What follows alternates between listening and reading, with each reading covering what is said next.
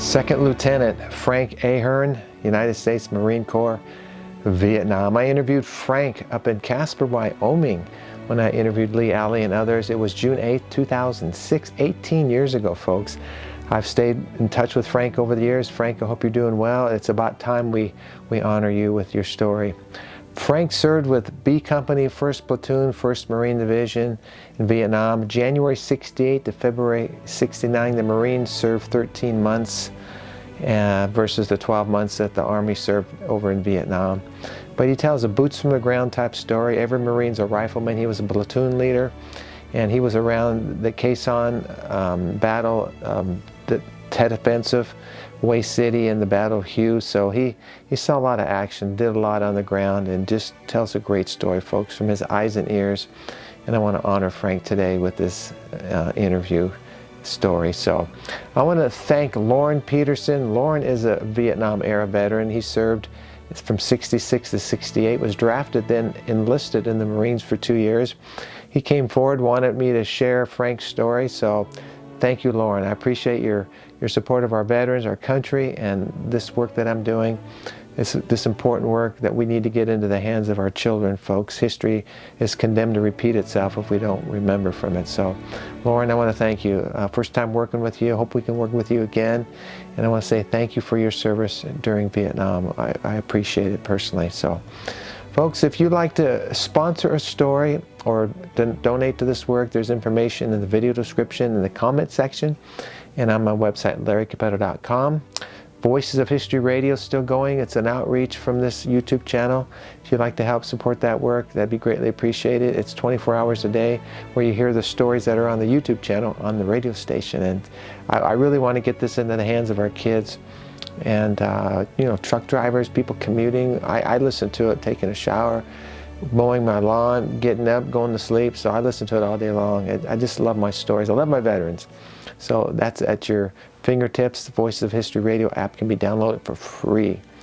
Okay, folks, if you'd like to honor one of your loved ones in your family, somebody in your family or somebody you know, if you'd like to honor them through sponsoring one of these stories, just include their name in the sponsorship, a little bit about them, and then email me a picture of them, and I'll feature them at the beginning like I'm doing now.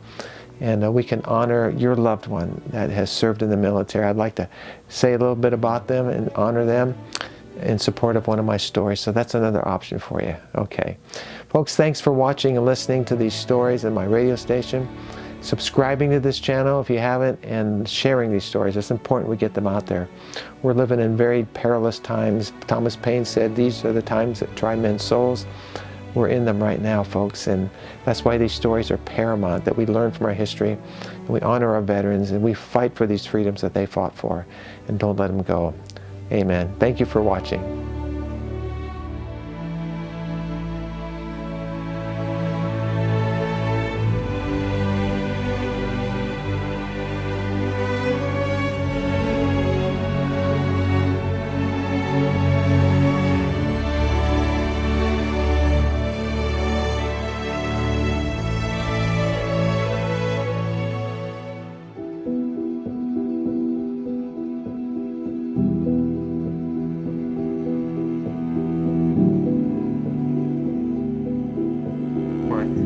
What years were you in Vietnam? I was in Vietnam in 1968. I got there in January of 68, and I stayed the 13 months tour all the way till the very, very end of January 69. Okay, and what was your rank at that time? I was I got over there as a second lieutenant in the United States Marine Corps, and I picked up first lieutenant on 1st of April, and I left Vietnam as a first lieutenant. How old were you when you went to Vietnam? I was born in 43. I was 24 years old. Okay. First time in a combat situation? First time in a combat situation. What do you remember about getting to Vietnam when you initially arrived? Was it what you thought it would be? What's your thought? My thought was everybody would be so happy to see me, number one, and number two, that they were so short-handed of Marine lieutenants over there, because the kill ratio for lieutenants, I think, was something like 60% or something, platoon commanders, and that's what I had signed up to be. And so when I got there, I thought that I would just be greeted essentially with a red carpet and here's another lieutenant that'll take over a platoon and everything. Wasn't like that. I got into Da Nang, and I had orders to go to the 1st Marines, which I didn't have any idea where they were. And by asking around to different people and just guys laying around, found out they were up at Quang Tri, and so, which is northern I Corps, right near, not too far from DMZ.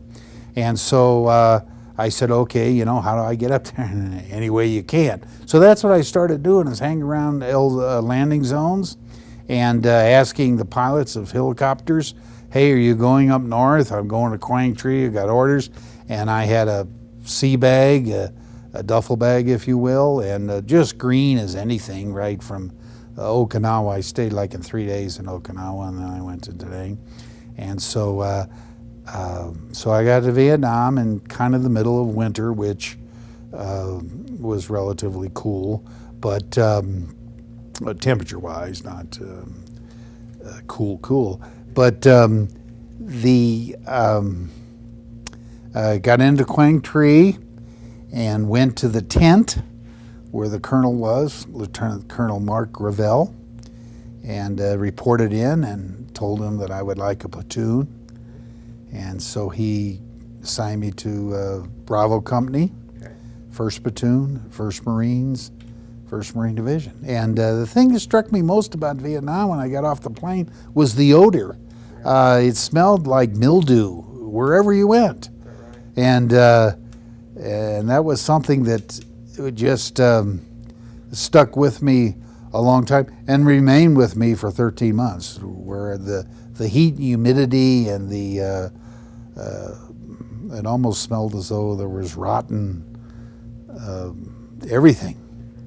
Well, tell me about, just walk me into a combat situation. Did you take helicopters in? I mean, were you over a platoon of men? And I had a Marine platoon, which TO, Table of Organization, rates 46, but in reality I was lucky to have 30 or even less.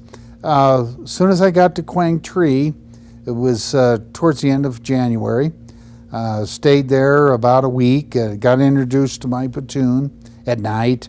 There are no lights over there in Vietnam, I might mention that, and it isn't because you should turn the lights out. There just are none, and there are no generators or anything. There wasn't where I was.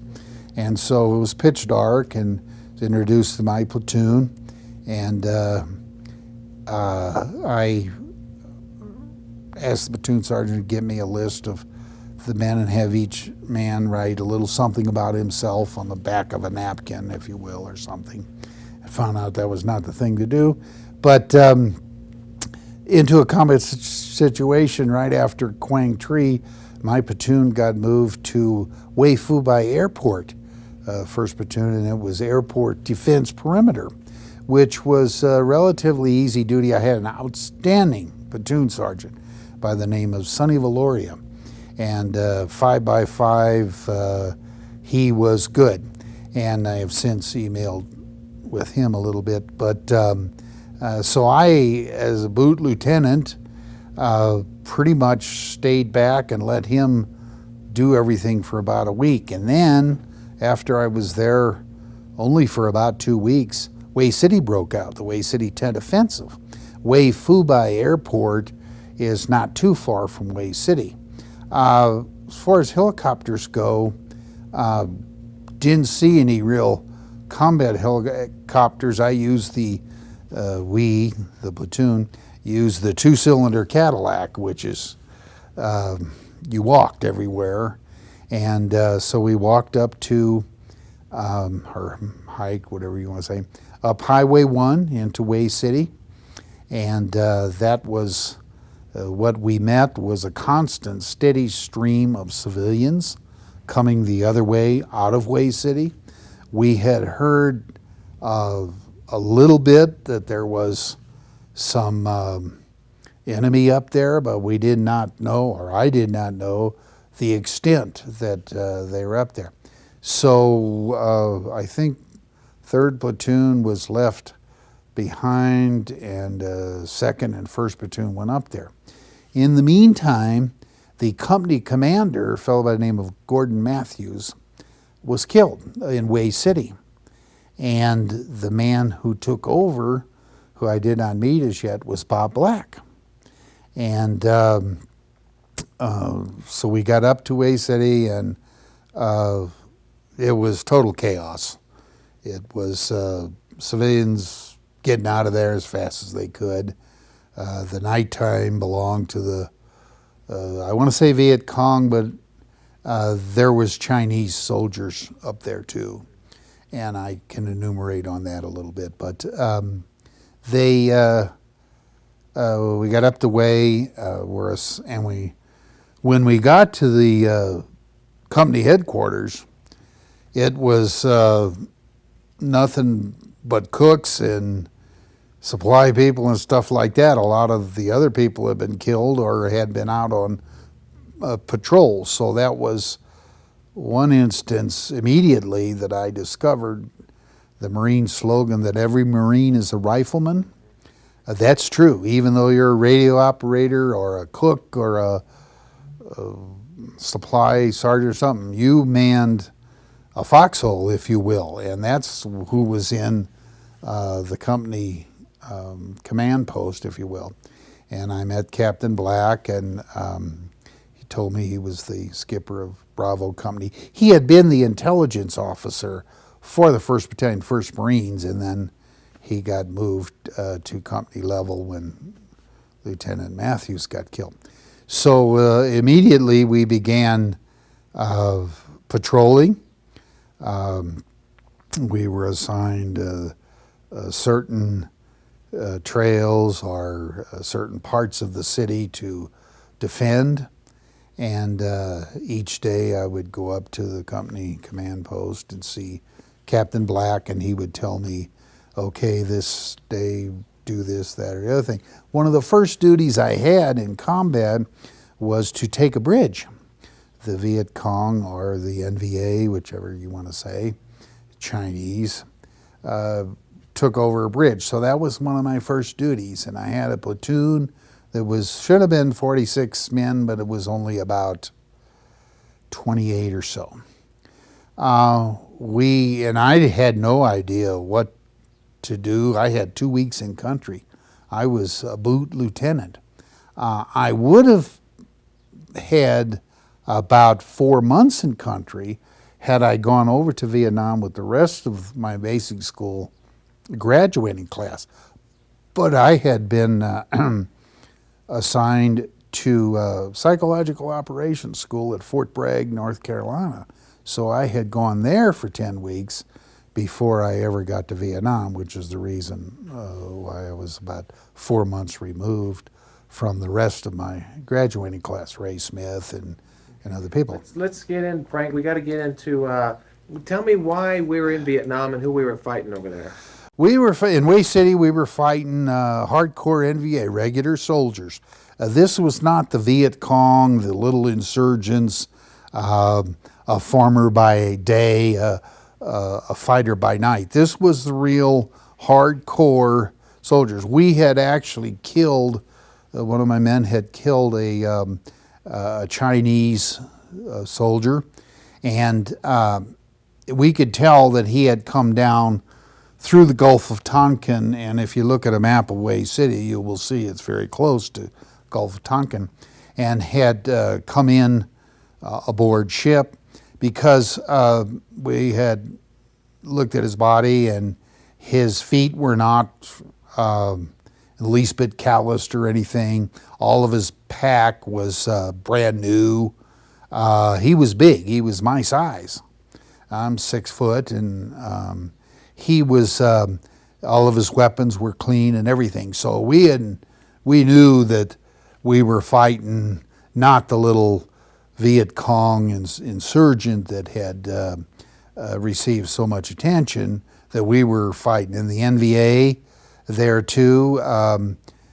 We were fighting them. They had mortars and everything. So in that respect, the Northern I Corps in Way City in '68, we were fighting the real McCoy from Vietnam, from North Vietnam, and even from China, and of course they had the Russian AK-47 rifle and everything. So it wasn't a situation that we thought we were going into to help save the village and that sort of thing. It was for control of this riverbank or this village or this whatever, and they were hardcore combat soldiers.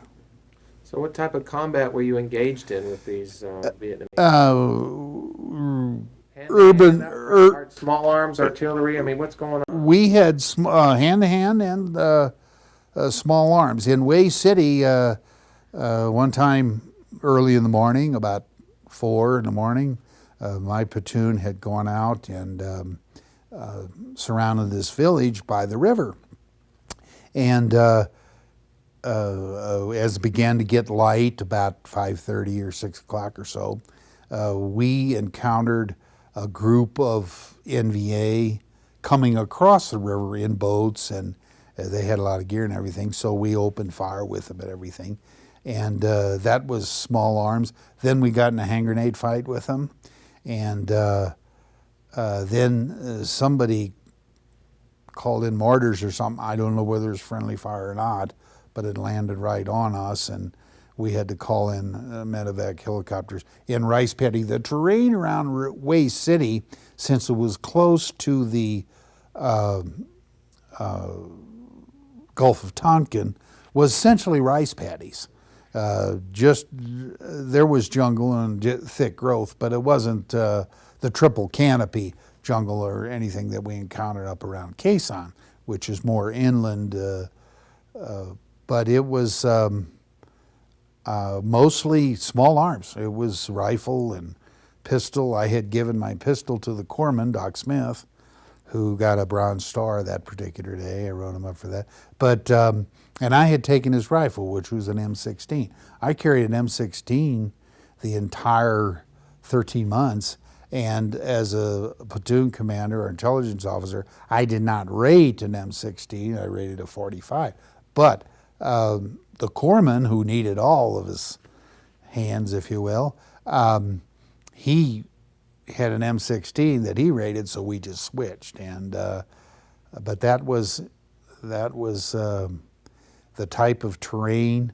The conditions were deplorable. It was wintertime, cold and damp, absolutely total exhaustion for all the troops. We would go out in the daytime, patrol the rice paddies or patrol the tree line or something like that, then come back, and that night we would have to go out and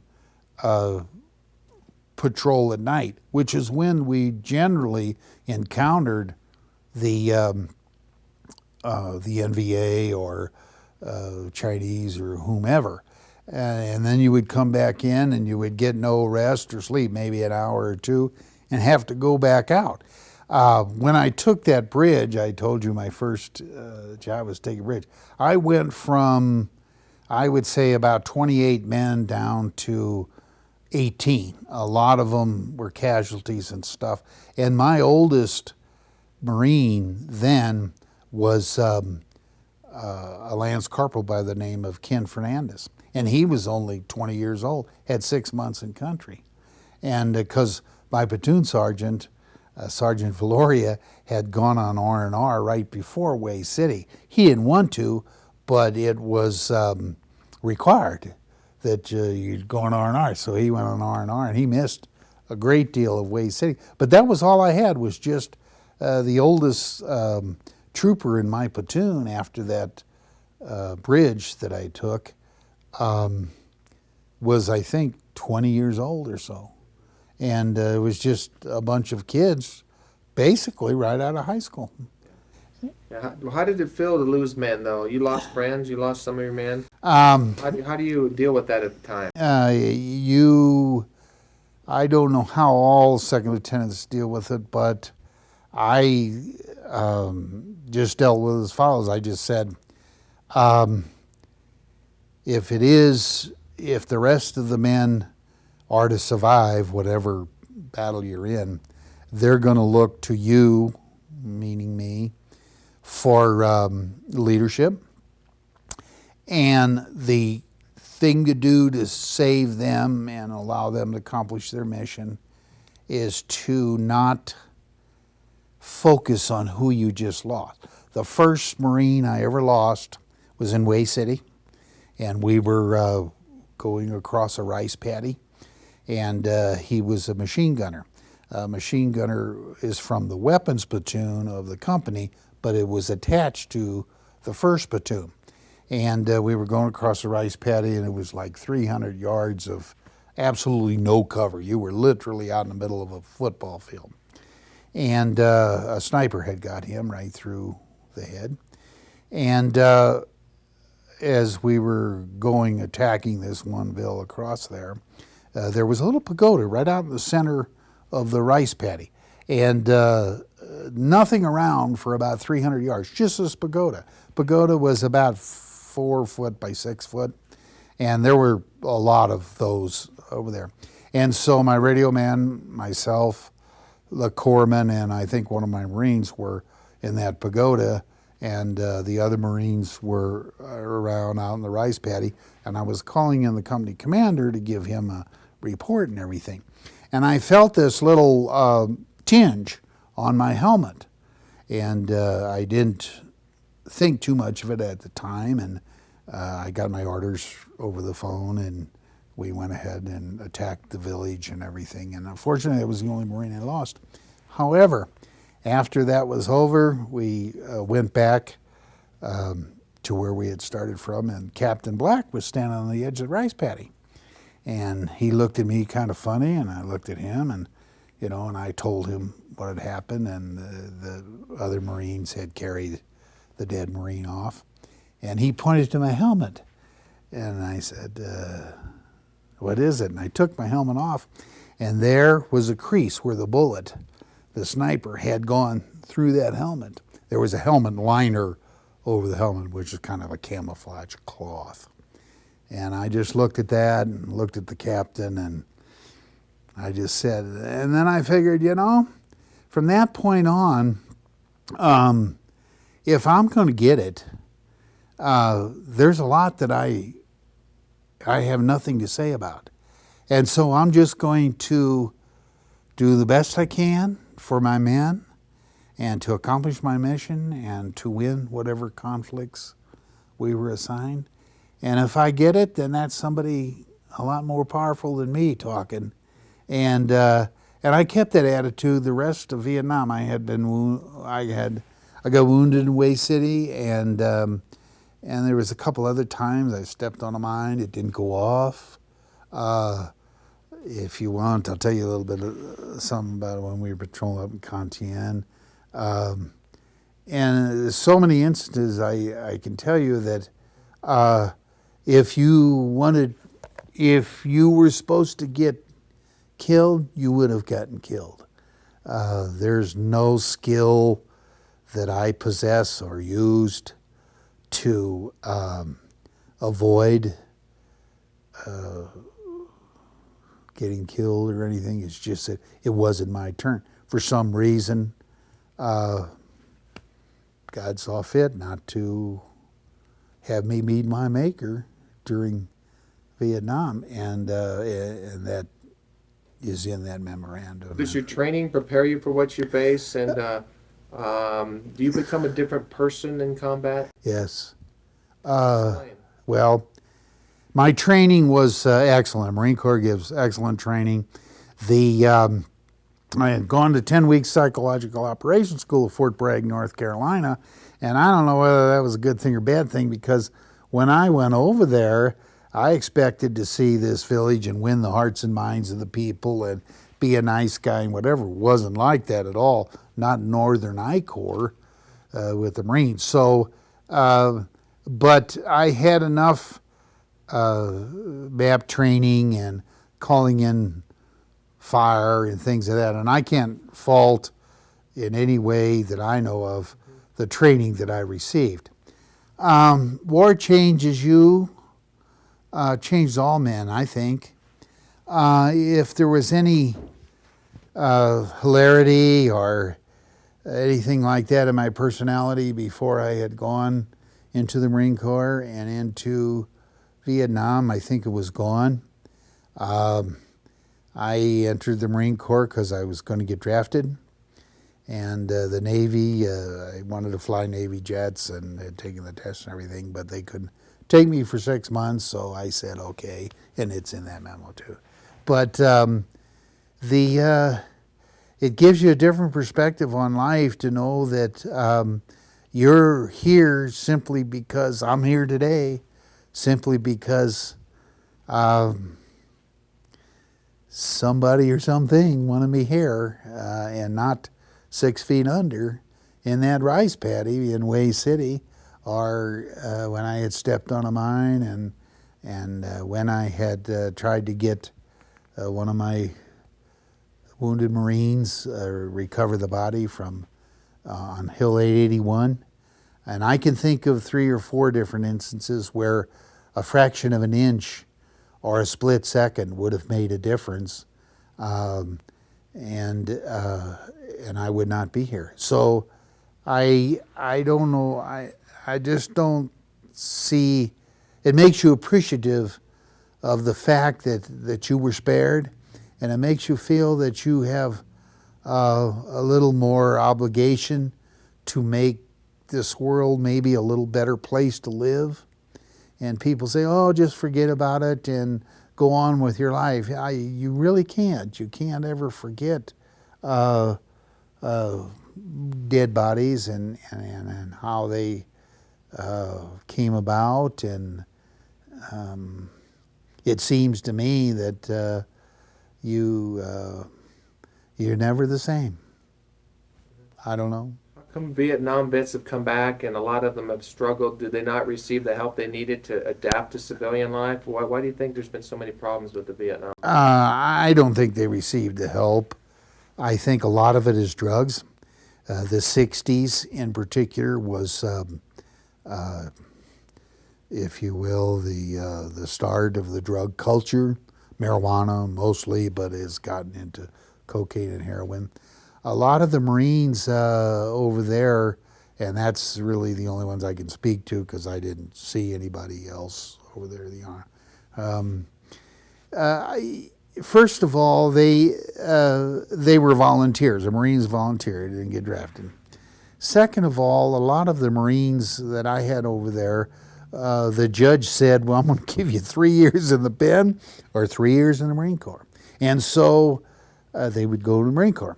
Turn out to be the best troops, some of them. Over there and in that era, in looking back 35 years later, then it was somebody's decision in Washington, D.C. or somewhere, that we would get the young men who were not socially and economically well established in society.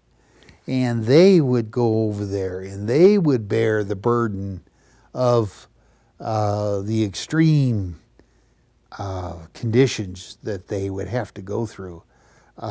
You didn't have showers, was just unheard of.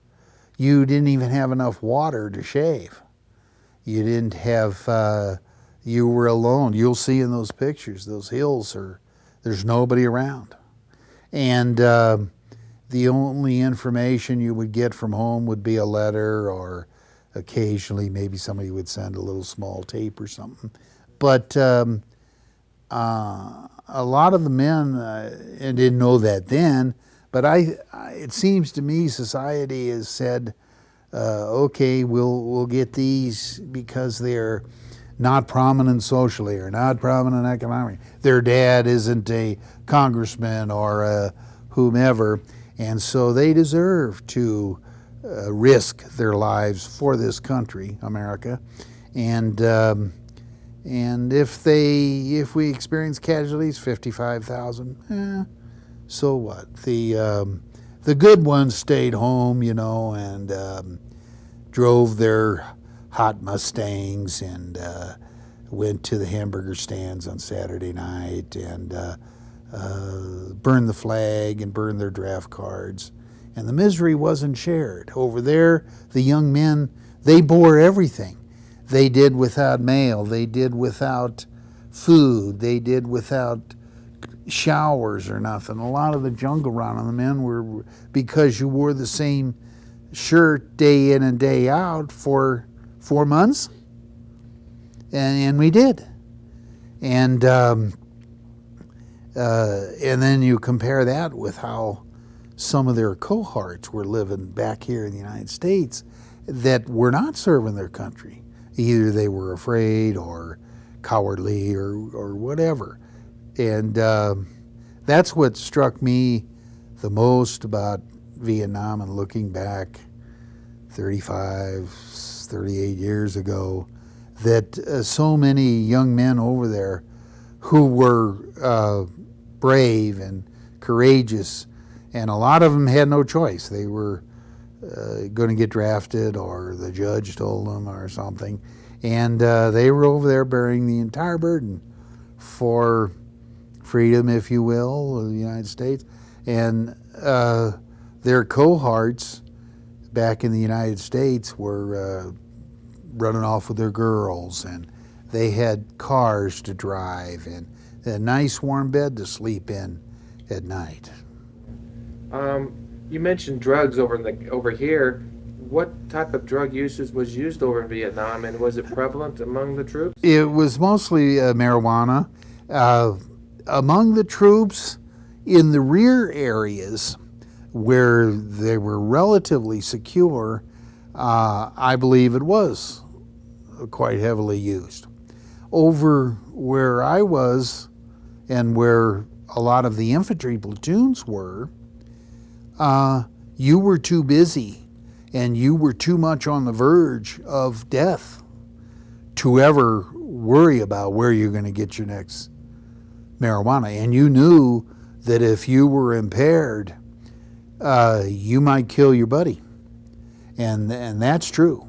Up around Hill 881, Kalu, Cantien, if you patrolled all day and came back and maybe you had a can of sea rations, and that's all you would have to eat. And then you would have to clean your rifle and get ready to patrol again that night. And you did that day in and day out and day in and day out for months on end, literally. You didn't have time, and I don't think too many of my men had a chance to do marijuana. Now, when they would go on R&R, or they would get back to the rear, and the rear to us would be Da Nang Air Base or something like that, and they would go on R&R, I'm sure a lot of them did marijuana. If nothing else, a lot of them are adventuresome, and they want to try it. They don't care what their lieutenant or sergeant says.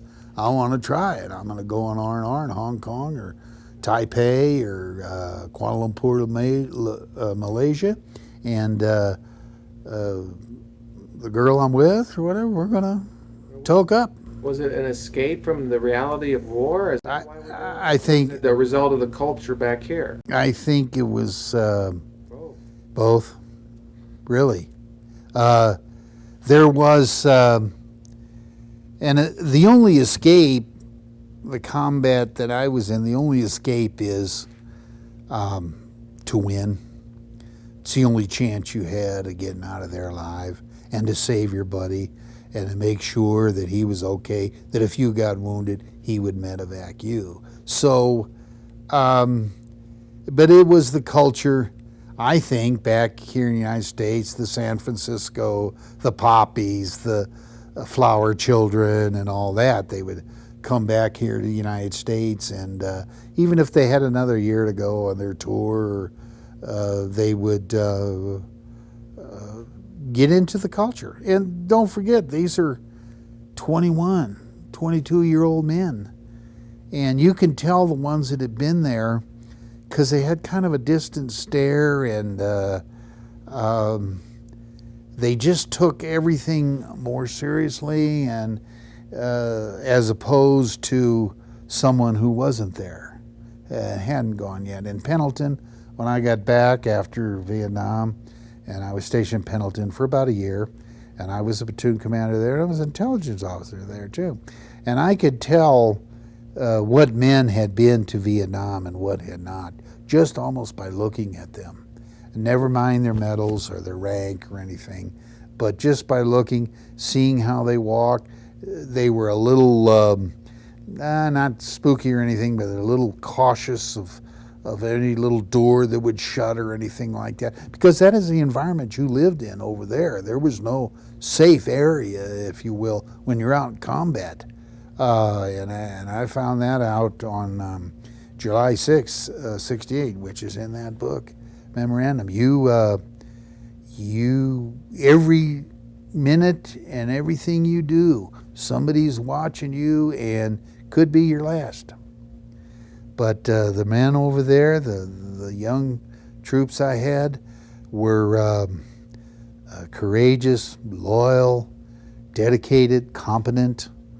And even though they didn't want to be there, you know, we got to get out of this place, and some of the music they would listen to, they knew that their job was to get back to the world, is what they called the United States. I'm going to get back to the world.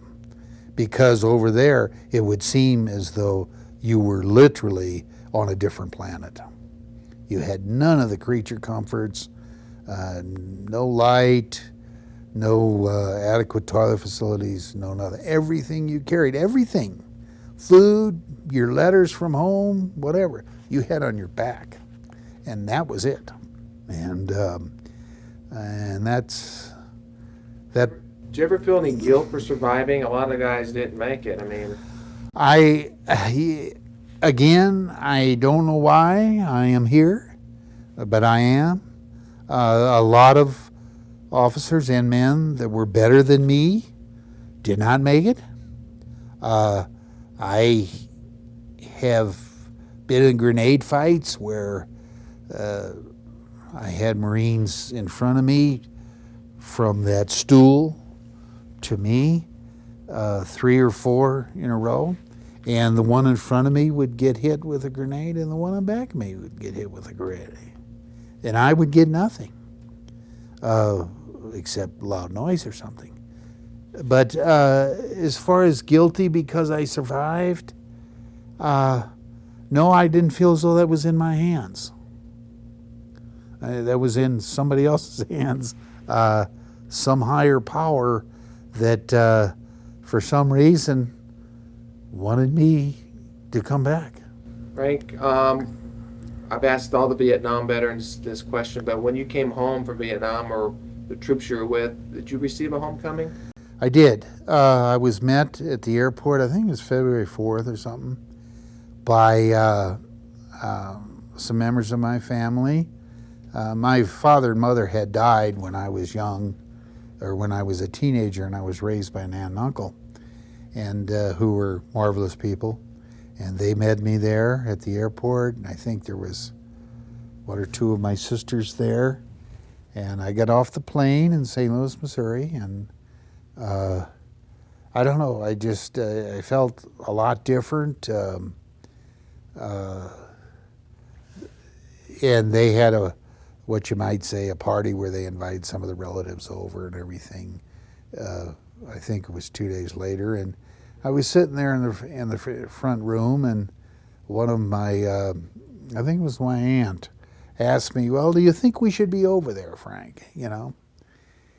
And the only thing I could say was, I really don't know. I had been told a lot of the history of Vietnam, why we were over the Gulf of Tonkin, Dien Bien Phu, so on and so forth. But I said, I don't know whether we were over there or not, and I don't know whether or not the people will survive when the United States leaves. But I did say, and I was 26 years old, what did I know? I said, you watch it. There's going to be a lot of trouble over in the future over what happened over there and why and who's to blame or anything. That was in 1969. I had no idea we were going to leave there in 75 or anything, but you could just tell that there were too many things. We weren't fighting to win. We were fighting to, I guess, make it look good. President Kennedy had gotten assassinated, but Johnson and later on Nixon got us out there when he got elected in '68. But a lot of mistakes at the high level. We were told President Kennedy wanted to get over there, and he was looking for an insurgency war to fight, to try out new tactics, try out the M16, to try out the Green Beret concept. And he wanted a war to try out all these wins the hearts and minds of the people and everything, which we had not done up to that point in time. Korea was the last major conflict. And so I don't know whether that was true or not, but I would imagine some of that is true. Yes, they had a homecoming. I was received.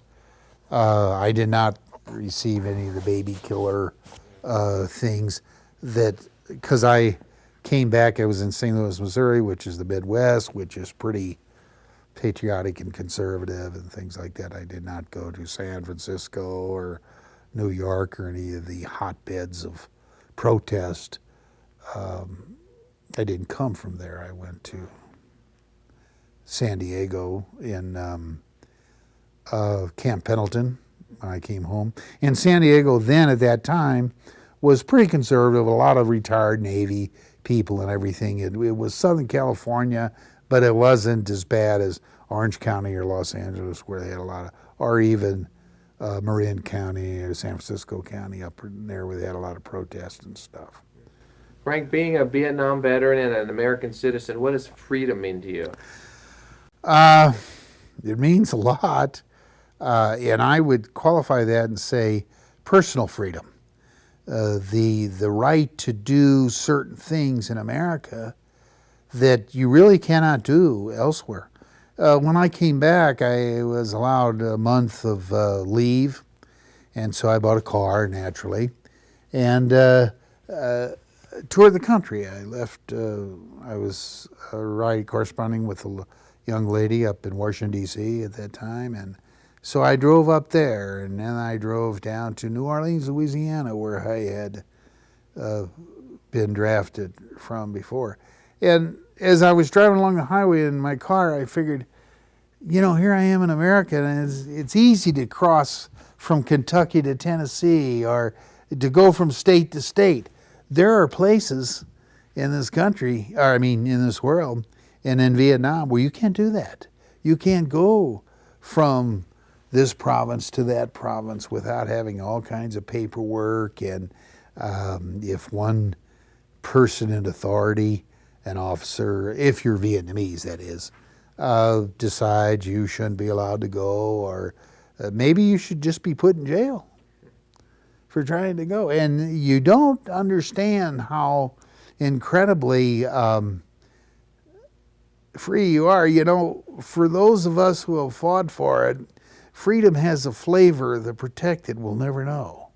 And just going into a store or seeing the opulence in this country and knowing that the reason we have all this freedom to go down to the store and get a Coke or a Pepsi or whatever is because we have a strong enough armed forces in the world to say to others, don't mess with us, or we will hurt you bad. If you are Japanese and you bomb Pearl Harbor, you will end up paying for it bad.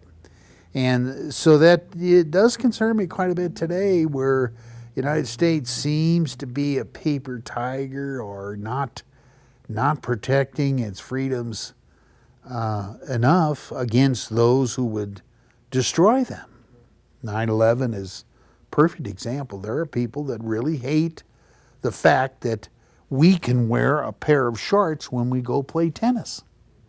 There are people in the world that died because they wore a pair of shorts when they played tennis. That's wrong, I think. Frank, tell me about the price of freedom. You saw a man die and were wounded. Tell me about the price of freedom. Well, freedom isn't free. You got to pay the price. You got to sacrifice. And I think the young men in Vietnam, they paid the price and they sacrificed for many. But those who they protected either have no idea of what of the amount of freedom they have to do what they want to do, and nobody can bother you. I can walk across the street and nobody can really bother me as long as I obey the law. It isn't like that in other countries, and a lot of reasons for that. Some dictators and some because that's the way it's been for 4,000 years, and others. But it isn't free, and as long as there's people in the world like Hitler, Saddam Hussein, and others, we're going to be targets because people are going to be jealous, I think.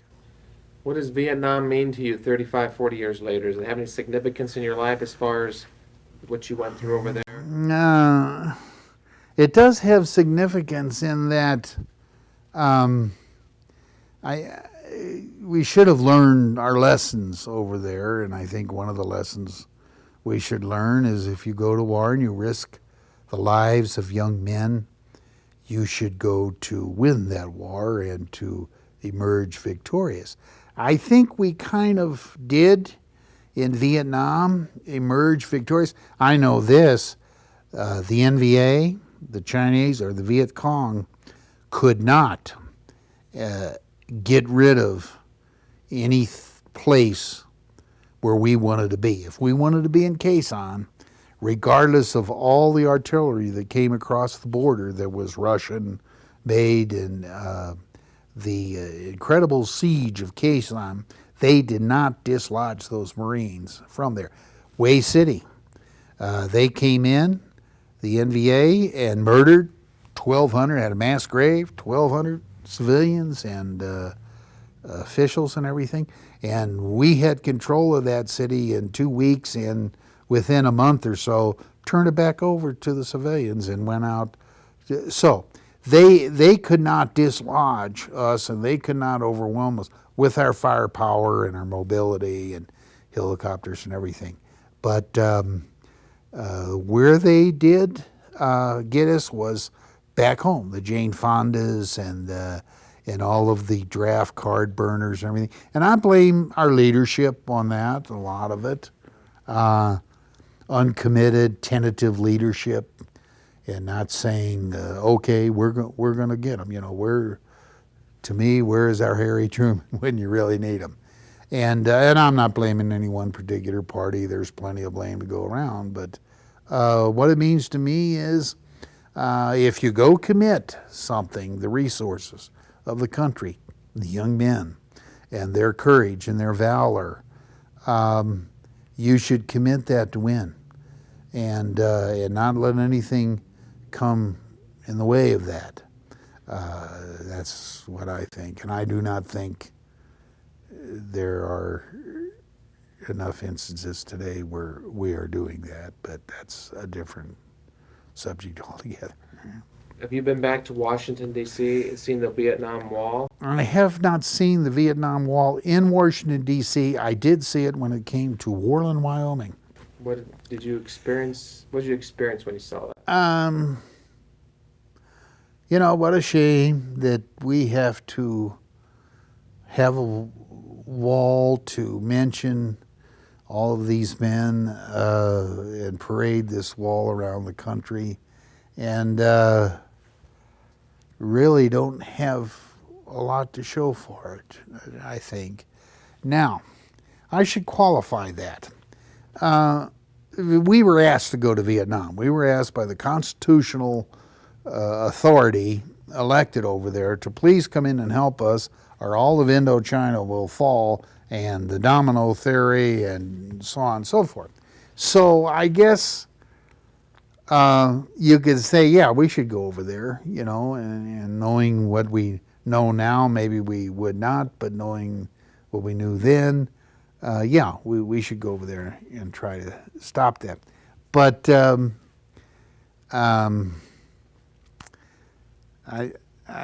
today I went and got a shirt about a year ago or so, and it was a nice dress shirt and everything, and I put it on, and I looked on the little tag in the back, and it said, "Made in Vietnam." And I said, I'll be gosh darn, I wonder if free enterprise or capitalism of sorts or something is finally beginning to try to take hold over there, where somebody can make a shirt in a little, probably a sweatshop in Saigon or Hue or someplace in Central Islands, Pleiku, and ship it over here in America. And I could buy that shirt at a store in Wyoming. And I felt a tinge of maybe we did win more over there than we thought we did by leaving an impression with some of those people that there is a better life to live, and it is by working with your fellow man to produce goods and services that he will buy. And if you do that, and the exchange of money and everything, you probably will live a better life. And so maybe that part of the world is coming around. A lot of men have been back to the different sites, Da Nang and Saigon, for these tours and everything that they conduct. Bob Black has been back there several times, Quezon, and maybe there's a better understanding or something. I don't know, but I'm almost out of time. What do you want people to remember about Vietnam, or what should this country remember about Vietnam? Two things. The men over there, primarily men, they were forced to do a job, and they did it as best they could. All of our failures of Vietnam are at a very, very high level, President, Secretary of Defense, and everything. None of the failures, none that I can ever attribute to anybody occurred at the troop level. They always did their job. They always fought the battles. They overcame whatever hardships were over there. There never was bad troops, just bad officers. And I believe that the young men over there that did what they had to do among a lot of controversy and turmoil back home here, the '68 Chicago Convention and the Flower Children in San Francisco and everything. The men over there, they are superior human beings. They are superior individuals, and I don't know if they got their reward when they came back here with better jobs. A lot of them lost their jobs because they had to go over there and fight, and a lot of them came back with physical harm and some emotional harm. How do you justify?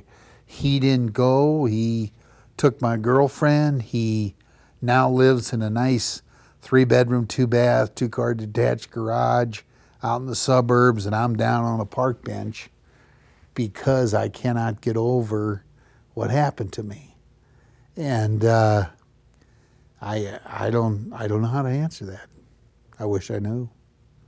But the men have nothing whatsoever to be ashamed of as far as I'm concerned over there. Every Marine that I ever saw, and I mean the deaths of degradation and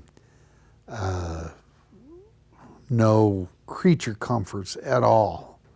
Not even a razor to shave, not even a bathroom to go to, for months on end, not just once or twice, and then we'll go back and huddle in the tent and have our beer and everything. Nothing. The whole they just realized that those men really did a job, and I don't think a lot of them have been adequately thanked. And I would take some of the blame for that, being an officer and everything. Maybe I should have come back here and started throwing chairs at some of the congressional meetings or something. Or you try to, as you live your life, to talk against those that talked against the war and everything. And it's just like these ribbons you see, these plastic ribbons people put on, support our troops. Yes, support your troops. Never mind if they made the wrong decision in Washington, D.C. or Department of Defense or nothing. That troop that's over there in that foxhole that hasn't seen his wife or kid for months or years, just let him know that there are some people that realize what you're going through and are thankful for you. Because I'll guarantee you, without an adequately strong force, you'll get people like Saddam Hussein and Osama bin Laden, and they will do the best they can to destroy this culture. I'm going to ask you to do one more thing I asked all the veterans to do, and I'm going to take a picture of us. Can you give me a salute into the camera when I tell you to? Okay. Where you're at right there.